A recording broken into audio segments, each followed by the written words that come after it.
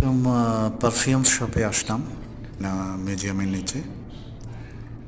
তো খুবই সুন্দর শপটি, একেবারেই পরিপাটি, সাজানো গোছানো এবং খুবই সুন্দর সুন্দর ব্র্যান্ডেড সব পারফিউম দেখলাম।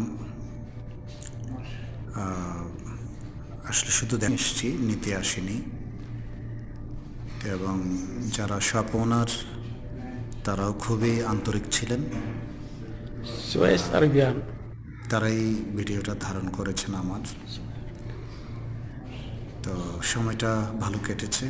সাথে ছোট ভাই তারেক রহমান তো আছেই। তো সে অবশ্য ভেতরে আসেনি, আমি একাই এসেছি।